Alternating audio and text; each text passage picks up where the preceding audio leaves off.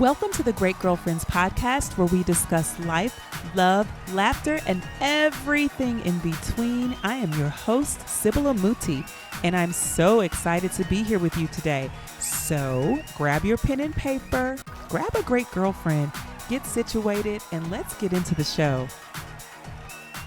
Great girlfriends, you had to be there for our 15-minute pre-roll recording, which I don't even know why I didn't record it, but I don't... We did the show before the show. Good. So much fun, so much humor and transparency shared between my guests today. I'm so excited to introduce Vanessa Rissetto and Tamar Samuel, who are the founders of Culina Health.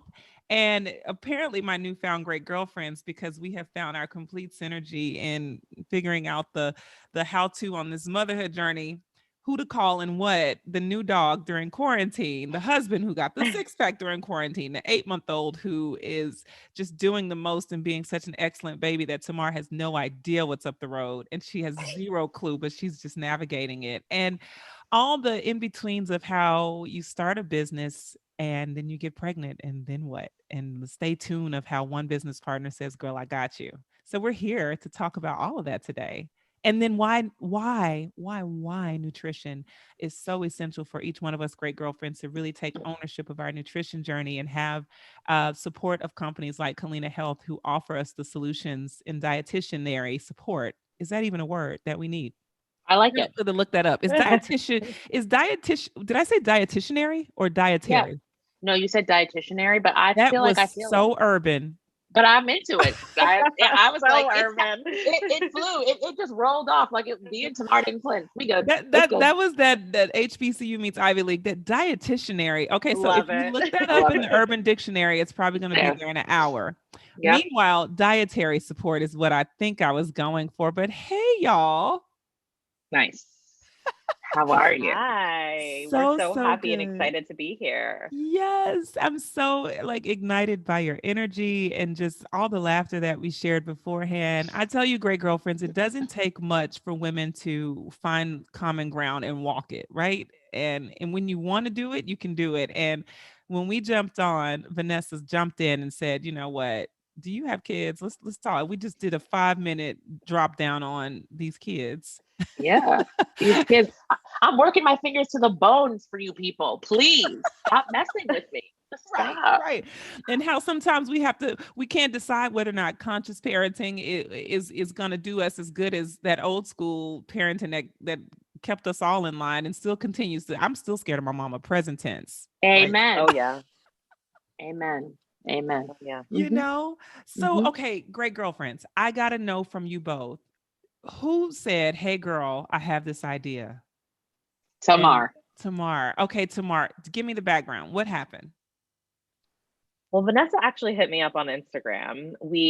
She was my preceptor. So in the dietitian world, we train in hospitals, and Vanessa trained me at Mount Sinai about, I guess, like almost 10 years ago now.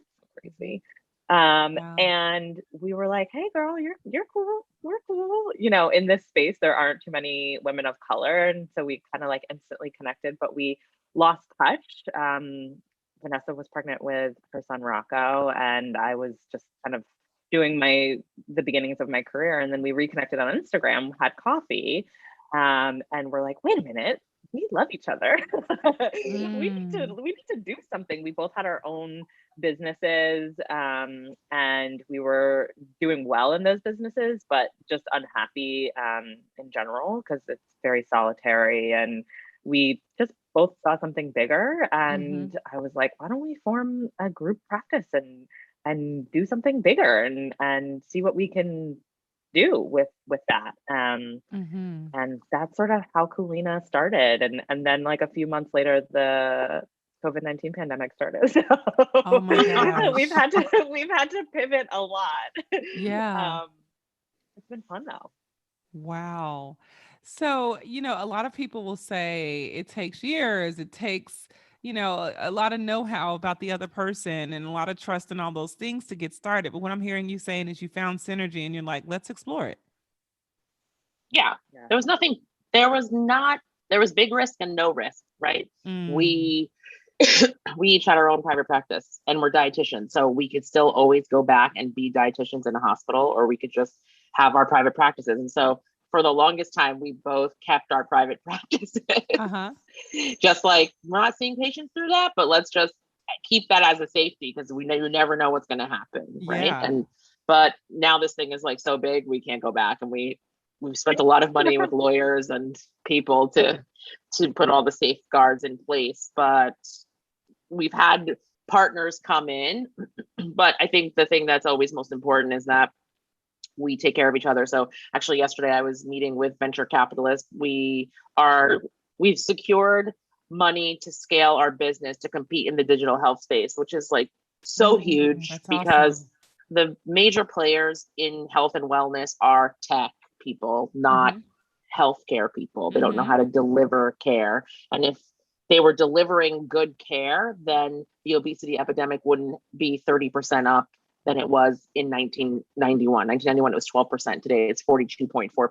122 million people wouldn't have diabetes. African Americans wouldn't be 14 times more likely to be diagnosed with diabetes than their white counterparts, right? So when you take the personalization out of it, then no one wins. And if you don't make it accessible to everyone, no one wins. And so the VC, because they're interested in their money, and they're like, why is tomorrow? And they put me in front of them on my own, no co-founders around. So you're like, wow, they ask me all these questions. And they're like, and Tamar, I'm like, yo, Tamar wasn't here, Culina wouldn't exist, we wouldn't be talking. And they're like, got it. And I say it with so much conviction, there's no follow-up question.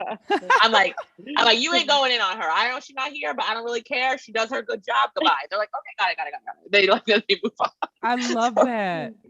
That's Vanessa so and I good. talk about this all the time. Like, the trust factor, I think, is so big. And it's like, even though we didn't know each other, we had this like inherent trust for one another. And then, so much crazy stuff happened within, the course of the year, from a business perspective, from a personal perspective for both of us, and from a social political perspective. I mean, it was such a wild year. And, at any point when we lost trust is when the business, we weren't on the same page with the business. Right. And so like reconnecting and having trust, I think has been like the most important part of our business.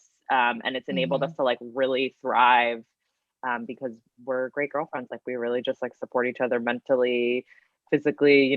She and I are like out doing Soul Cycle, right? Like getting massages, like we do. And from a business perspective too, trusting each other to like ride for each other to the end. It's so good. And then, let's not forget that in the middle of all that happened last year, you had a baby. So let's add that. Sometimes I hear a lot of people say, because I'm a mom, I don't know if I can, take the leap and do the things. And I just feel like I got my superpower when I became a mom. Things became more clear to me. It doesn't mean it became easier, but I became more certain of my role in society. Like, I just knew things more for sure, and I wanted to really execute at a higher level, because I just had a bigger mission in front of me. You got lives in front of you. So, for every mom that's listening, you're talking to 3 moms right now, and Tamar is a new mom, and there's a business is a new baby too. So let's not, you got the baby of the business and what that needs, and then you've got your personal. How did you learn to create the balance that I don't even want to say balance, because I really don't even like to use balance. I don't. It's a lie. I don't believe in it. I believe in harmony. I don't believe in balance. But for those that do, what have you learned about creating, I guess, healthy boundaries so that you can have peace and balance or harmony in your life? It's tough. I mean, I think you have to identify like your non-negotiables, and transparency, I think, is really important. Like, Vanessa and I talk about this all the time, like, she's like, if you can't do it, tell me, right? Like, it's okay. It doesn't mean you're not a good person. It doesn't mean you're not strong enough. It doesn't mean, you're not a good employee. Like, it just means like, you can't do it right now. And like, we'll find someone else to do it. And like, I think communicating your capabilities at any given point is so important. So you have a team to be able to support you through that. And again, I think trust is a big part of that. So knowing what your limitations are, in the beginning, I was sleep deprived, healing. And I really thought like, yeah, sure, I can do this, I can do that. And I would do it, and I wouldn't do it well because I didn't have the capabilities of doing it. And once I sort of like realized that, like, I actually don't have the bandwidth for this. I can't do this right now. And communicating that to the people who are supporting you or who are, you know, running your business, I think is really, really important. So I think knowing like where your limitations are and effectively communicating that is huge. I think also too, like determining, for me, my sleep is my non-negotiable, right? Like, so I would just go to bed at 8 o'clock. Like my baby wakes up through the night. Okay, I'm going to bed at 8. Like, and I'm going to safeguard that no matter what, right? Like as an entrepreneur, I feel like you're expected to be like on all the time. And I get that. But if I'm not sleeping, then nothing's going to get done effectively or efficiently. So like my boundaries, I really place around sleep. Like, don't text me at 10 o'clock to have me do something because I'm not going to do it. Right? That's like, so good. You know, I have to tell you, I struggled. I've gotten much better, but early into my partnership journey, I struggled because my business partner at the time was new as a mom, and she would go to bed at like 9:30 or whatever her time was, and I was like, "How could you sleep? We have X, Y, and Z done to do, and all these outcomes. How could?" And I can't sleep on outcomes, right? I'm one of those people like I have to stay up until the outcome is finished, and then I sleep.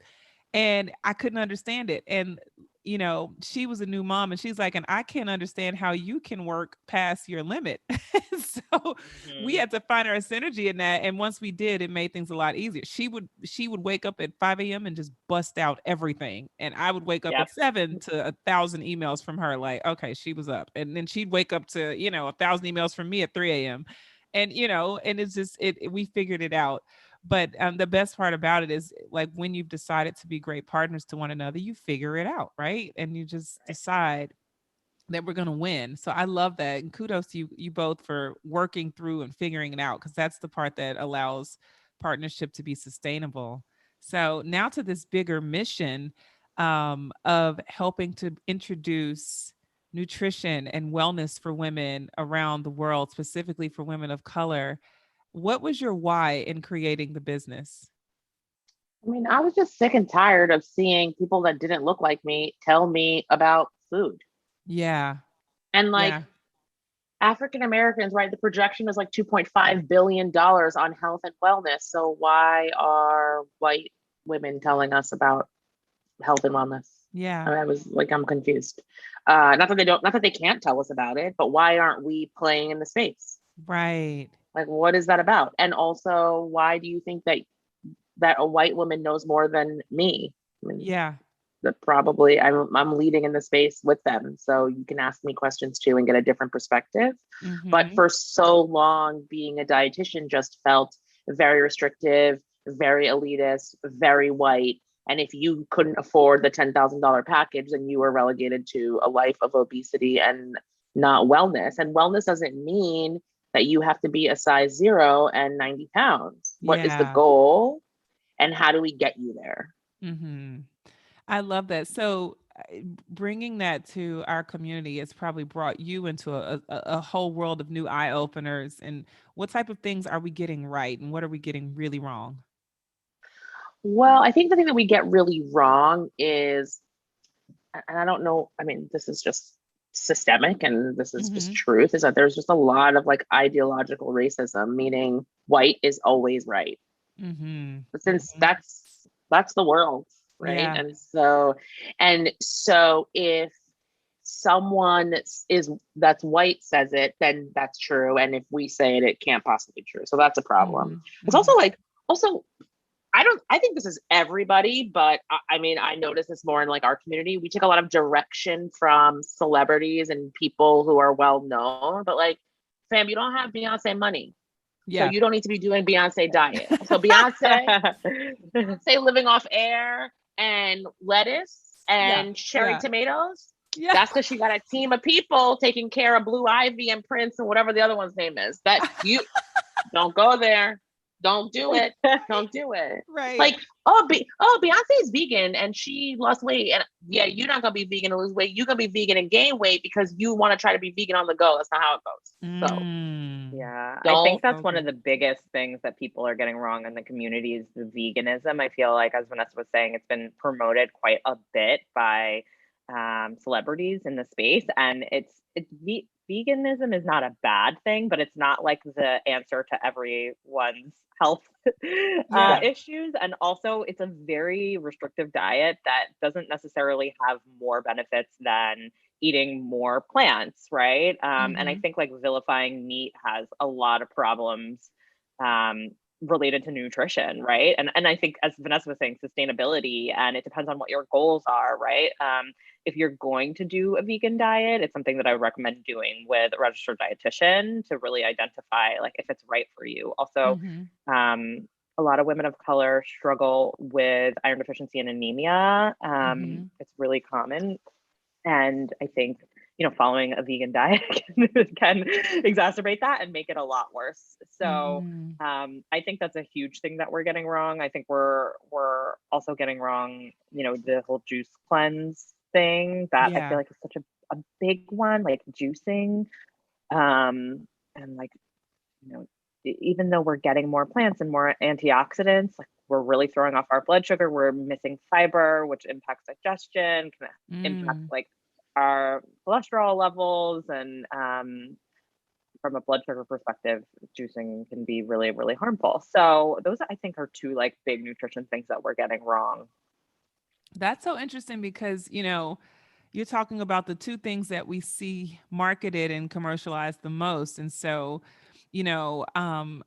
people kind of opt into what they see as a result, right? They see slim and trim or a smiley face, they assume healthy, and they're like, I want to achieve that same outcome.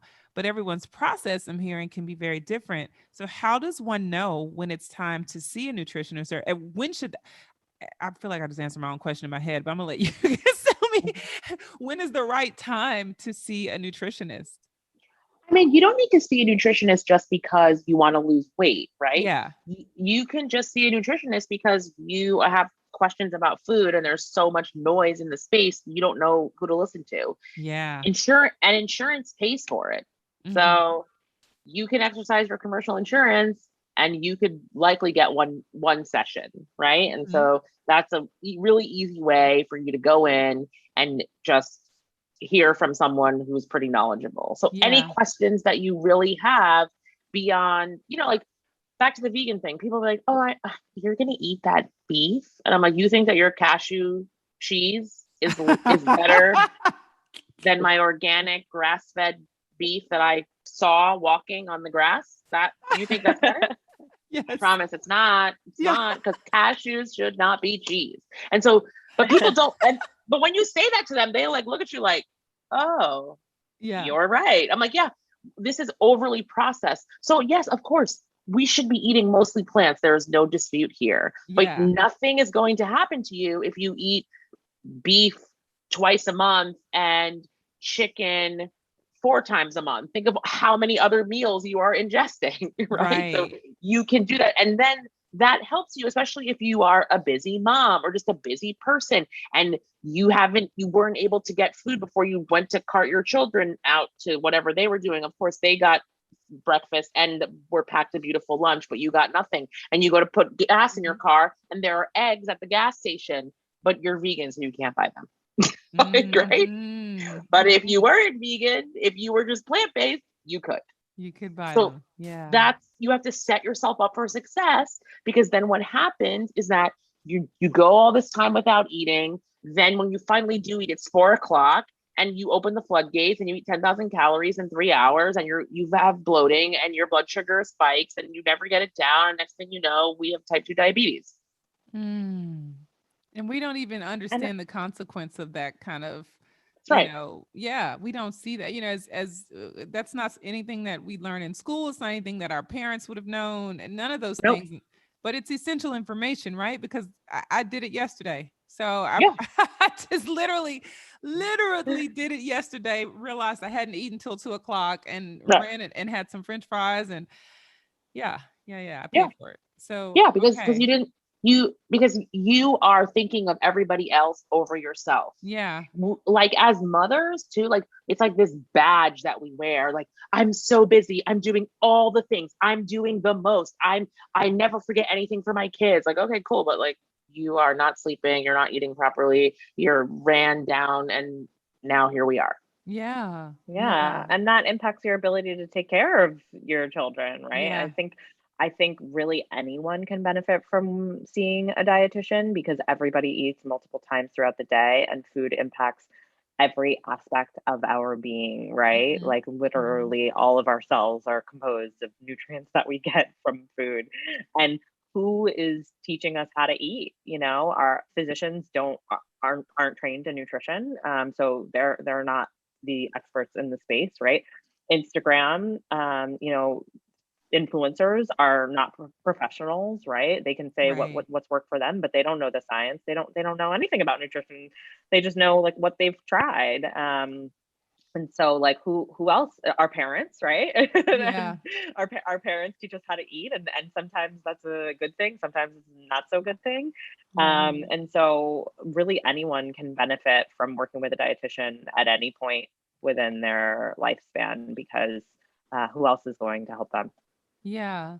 I think about that a lot, it's particularly, and this is for every woman, but I realize, how many habits we adapt from our childhood and the ways that our parents, cooked, or our household style of eating. And I'm a Southern girl, so I came from the clean plate club, which was whatever's on the plate, you eat it, regardless of whether or not you're full. But or even if you liked it, it's not or if it was, healthy for you, you ate it because that's just the model that we had. And I don't know if anyone else is from the Clean Plate Club, but Yeah, um Hmm. I of realized course. so I realized as an adult the disservice that it did to me as I tried to manage my expectations or my relationship with food, and what I wanted to do and the why. So what I'm hearing too, and I'm gathering that it's important for us to, if we want to create new legacies around our quality of life, even the considerations that we want to offer future generations, then it's important to have those good conversations and get that wisdom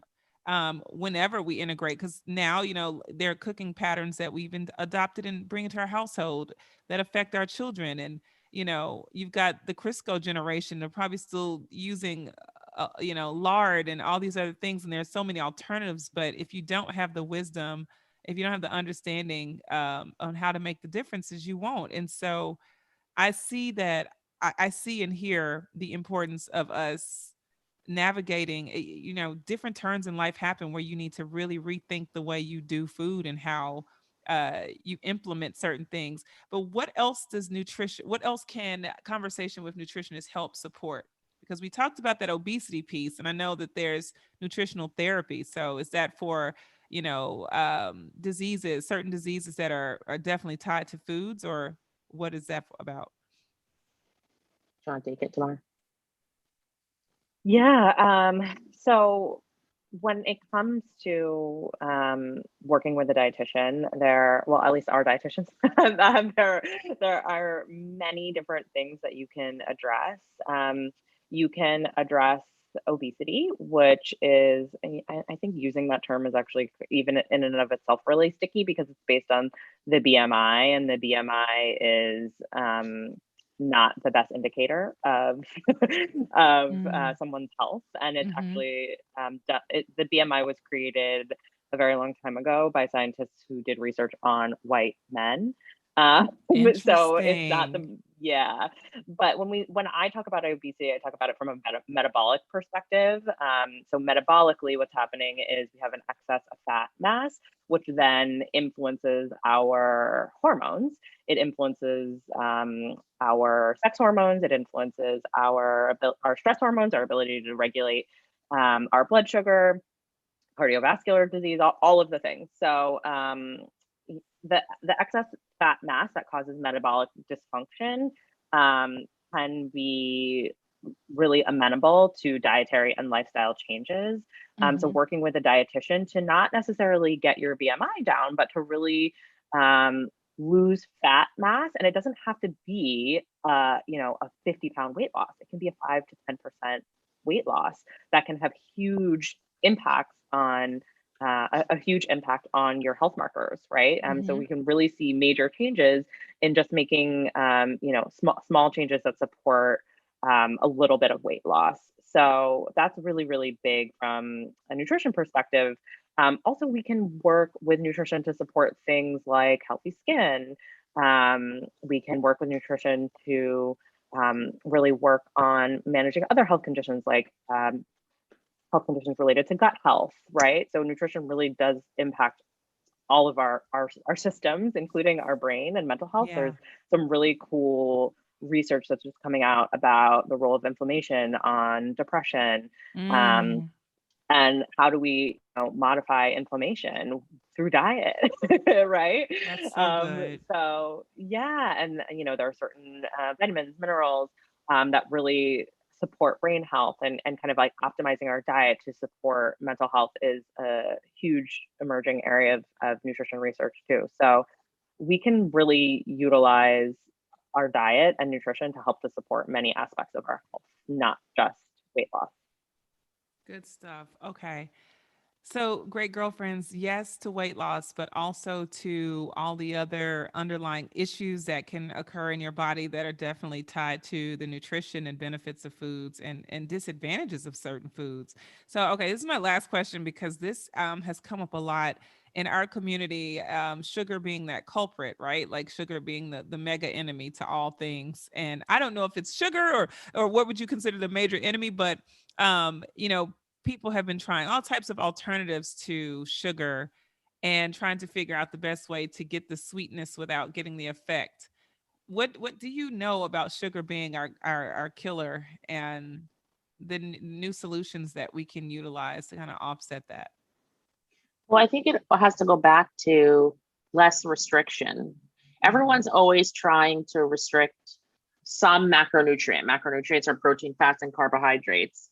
Every cell in your body craves carbohydrate. That's the main energy source. And even in the absence of carbohydrates, the liver will make carbohydrates. It's called gluconeogenesis. So you're not doing yourself any favors by not eating carbs. It's just going to make you binge crappy carbs later in the day. So you don't need to be afraid of the carbohydrate. You need to understand how food affects your body, and that, a half a cup of rice is the serving size of the rice, right? And that's your body is able to efficiently process that. And if you're somebody who overeats sweets, you want to be paying attention to the kinds of carbohydrates that you're taking in order to help yourself. Yeah, more sugar. What happens when you eat sugar? It tells your liver make calories and store fat, right? So, and what happens when you eat carbohydrate in excess? Your pancreas has to mobilize insulin so that the carbohydrates can go into the cells. Insulin is a storage hormone. If there's too much insulin, your weight is going to be up. That's how it works. That's biochemistry. So we need to be paying attention. And we as a society have spent years like vilifying fat, now we're like moving on to protein. Now we're just moving on to like, you need to be vegan or you're just going to die, right? Nobody ever wants to talk about the fact that like it's the carbohydrates and the sugar, right? Because if we did that, well, the whole industry would collapse. Yeah, for sure. Right. So we just have to be paying attention. So of course you can have a cookie, and of course you can have rice and beans, and of course you can have a piece of bread, but back to, you just need to understand how that affects your body and what's right for you, because how much carbohydrate I eat is entirely different than how much you eat. And that's okay. We just need to understand that before we proceed. Got it. That's so good. Okay, so what new resources do you have out there at Culina that the great girlfriends can opt into? We have our We metabolism actually book. have, Ooh. yes, we also have a free, very comprehensive blog that is written by all of our dietitians. And so all of the blogs are science-based, evidence-based, and it talks a lot about kind of what we discussed today, but there are also a ton of blogs on meal ideas and healthy snacks and like cool things within the wellness space, like wellness hacks. So if you're looking for like a free resource, our blog is amazing. As Vanessa said, we also have a few ebooks.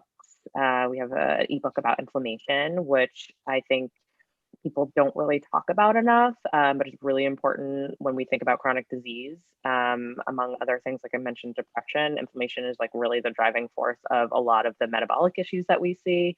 And so we have a cool educational resource about that too. And then, we're here too.